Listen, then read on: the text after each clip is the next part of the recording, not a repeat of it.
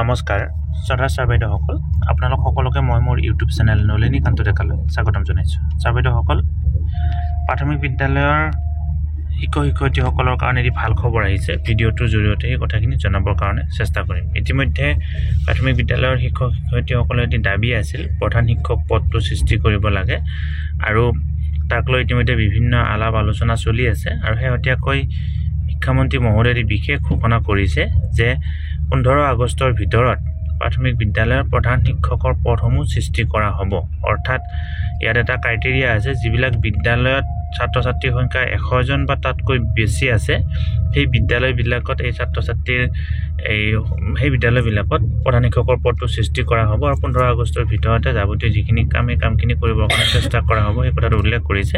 গতিকে শিক্ষামন্ত্ৰী মহোদয়ে ইয়াক লৈ কি বক্তব্য দাঙি ধৰিছিল আপোনালোকে এবাৰ শুনকচোন।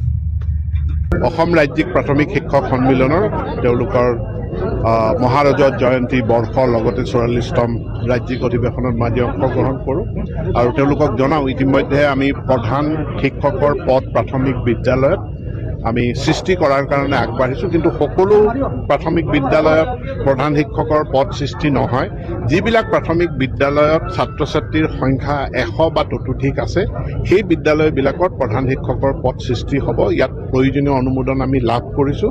গতিকে 15 আগষ্টৰ ভিতৰত মই কামখিনি সম্পূৰ্ণ কৰাৰ অৰ্থাৎ পদ সৃষ্টি কৰাৰ কামখিনি সম্পূৰ্ণ কৰাৰ চেষ্টা কৰিছোঁ। শ্ৰদ্ধা ছাৰ বাইদেউসকল, নলিনীকান্ত ডেকা নামৰ ইউটিউব চেনেলটো হৈছে এটি শিক্ষামূলক ইউটিউব চেনেল। এই চেনেলটোৰ জৰিয়তে আমি শিক্ষক, ছাত্ৰ-ছাত্ৰী, অভিভাৱক আৰু বিদ্যালয়ৰ কাৰণে উপযোগী কিছু ভিডিঅ' প্ৰস্তুত কৰিবৰ কাৰণে চেষ্টা কৰোঁ। আপুনি যদি আজি পোনপ্ৰথমবাৰৰ কাৰণে এই চেনেলটো চাইছে, অনুগ্ৰহ কৰি চেনেলটো ছাবস্ক্ৰাইব কৰিব আৰু অল নটিফিকেশ্যন প্ৰেছ কৰি থ'ব।